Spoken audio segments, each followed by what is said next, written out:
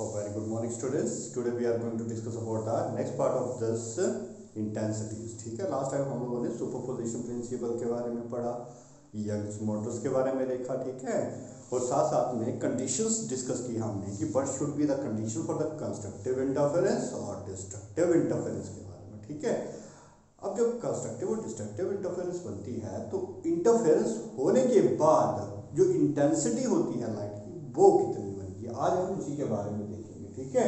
But will be the intensity for the constructive interference, we know that the intensity comes out to be, that is I is equal to IA plus of IP plus of 2 times of under root of IA IB and cos of phi।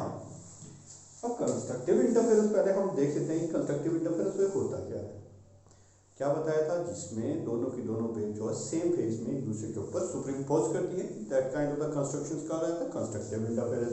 Same phase में हम कर रहे हैं तो इसका मतलब दोनों के बीच का फेज डिफरेंस जो होगा, ठीक है, that must be equal to the 0 degree.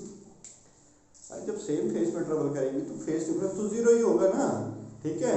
ऐसा तो नहीं है कि आगे पीछे हो जाएगा, नहीं, दरअसल सेम फेज में सेम फेज का एंगल जो है 0 डिग्री का होता है। मेरी बात है तो यहाँ पे हम cos 0 डिग्री सब्स्टिट्यूट करते हैं तो I intensity comes out to be IA plus of IB, ठीक है, plus of 2 times of under root of IA and IB, because cos of I की वैल्यू जो होती है वो कितनी होती है भाई, that is cos of 0 degree की वैल्यू जो होगी वो कितनी होगी हमारे पास, that will be equal to what 1, ठीक है। तो that intensity will comes out to be for the phase difference is comes out to be 0, clear हुई बात ये। फॉर द मैक्सिमम जो फेज डिफरेंस फेज इंटेंसिटी जो होगी वो इतनी ही आएगी हमारे पास, क्लियर हुई बात, ठीक है।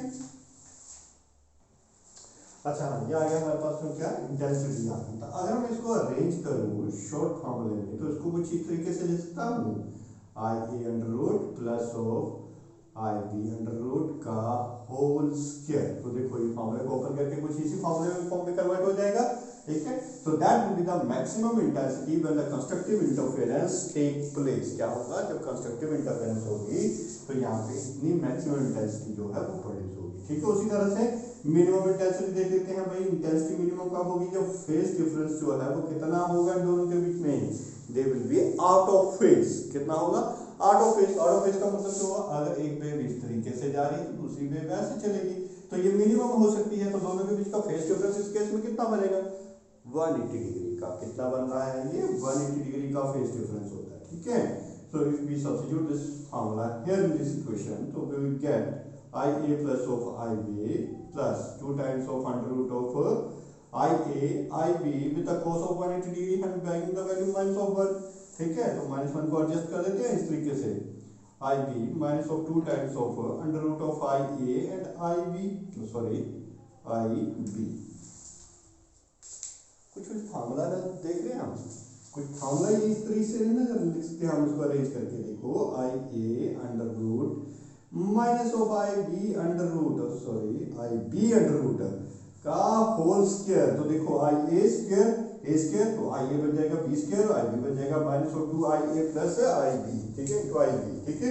तो ये बन जाएगा हमारे पास intensity for the destructive interference, यानी जब डिस्ट्रक्टिव इंटरफेरेंस होगी तो ये कितनी वैल्यू आएगी, इतनी वैल्यू जो है वो इंटेंसिटी कम हो सकती है, क्लियर होगी बात ये, ठीक है। तो इतनी वैल्यू जो हो वो कम हो सकती है। तो इस तरीके से हम ये दोनों की दोनों इंटेंसिटी को कैलकुलेट कर सकते हैं, क्लियर होगी बात ये। ओके, नेक्स्ट आया था हमारे पास क्या, the ratio of the maximum and minimum intensity. अभी हमने पीछे क्या डिस्कस किया, मैक्सिमम इंटेंसिटी कितनी हो सकती है और मिनिमम इंटेंसिटी कितनी हो सकती है when the two waves superimpose on each other. तो आज हम इसके रेशियोज निकाल लेते हैं। तो रेशियोज कैसे निकालेंगे, this is the value for the maximum intensity, तो मैं इसको ऐसे लिख दूं I maximum, ठीक है, to that of the I have to calculate the I minimum। इन दोनों की रेशियो कैलकुलेट करनी है भाई, IA I maximum और मिनिमम वैल्यू में दोनों में कितना डिफरेंस आएगा, रेशियो कितनी होगी इन दोनों की, ठीक है, और किसके ऊपर ये डिपेंड करेगा। So I can write it as the under root of IA plus of under root of IB का whole square to that of the under root of IA minus of under root of IB का whole square. Since ये जो आई ए है, आई ए किसके बराबर नहीं था हमने भाई, के ए स्क्वायर के बराबर था कि नहीं था, यानी कि अंडर रूट ऑफ आई ए की वैल्यू किसके बराबर आएगी, सिंपल ए के बराबर, मतलब के is the constant quantity which can be negative, ठीक है। तो यहाँ पे हम इसको आई ए की वैल्यू इसको सब्स्टिट्यूट कर देते हैं। So I maximum comes out to be A plus of B upon, sorry upon B का whole square and A minus of B का होल स्क्वायर, क्योंकि इसको इंटेंसिटी को हमने एम्पलीट्यूड के साथ रिप्लेस कर दिया, ठीक है। तो ये एम्पलीट्यूड की वैल्यू को बताएगा, अगर इस इंटेंसिटी के फॉर्म में आएगा तो इंटेंसिटी के फॉर्म में रेशियो ये बनेगा, और एम्पलीट्यूड के फॉर्म में आएगा तो रेशियो ये बनेगा। तो इसको हम इस तरीके से लिख देते हैं, I max to that of I minimum. So I max to that of the I minimum will comes out to be but A को यहाँ पे हम B को बाहर निकाल देते हैं दोनों में से, ठीक है। तो A upon B plus of 1 का whole square, B square common बाहर आया, और यहाँ से B स्क्वायर कॉमन बाहर आया, A upon B minus of 1 का होल स्क्वायर, B स्क्वायर के साथ B square cancel out. So A upon B जो है ये एम्पलीट्यूड का रेशियो है, क्या है ये, एम्पलीट्यूड रेशियो है, जिसको मैं सिंपली लिख देता हूँ R से, ठीक है। तो this can be written as I maximum to that of the I minimum, ठीक है। तो it will comes out to be but R plus of 1 का whole square to that of the R minus of 1 का whole square. So this can be arranged like this also, ठीक है। So this is the ratio of the maximum and minimum intensity। तो ये formula हमारे पास आ रहा है, ठीक है। ये फॉर्मूले के बेस पर हम न्यूमेरिकल सोल्व करेंगे, क्लियर हुई बात ये।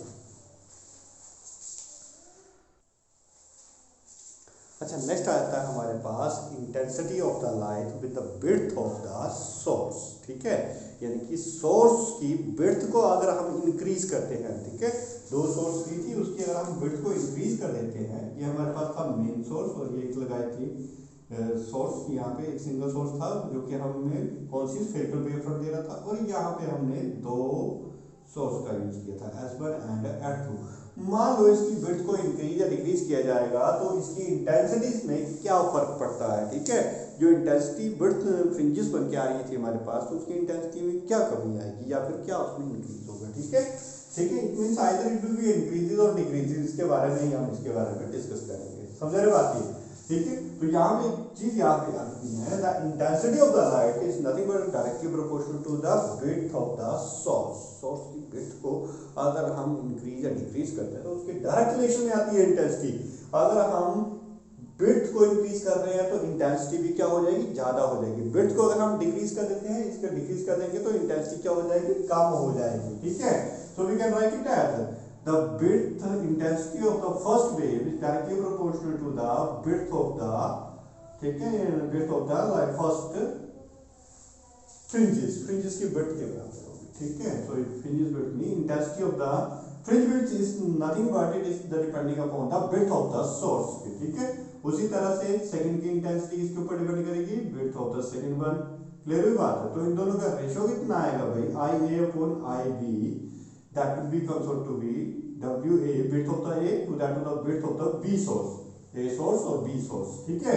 चल IA तो अभी हमने डिस्कस किया किसके बराबर होता है भाई, के A स्क्वायर के बराबर होता था, ठीक है। तो मैं इसको रिप्लेस कर दूं सिंपली, एक तो मेरे पास इंटेंसिटी की फॉर्म में ये आ गया, और एम्पलीट्यूड के फॉर्म में निकालना हो तो A square upon B square, के एक दूसरे को कैंसिल आउट कर देंगे, तो यहाँ बचेगा width of A to that of the width of the B।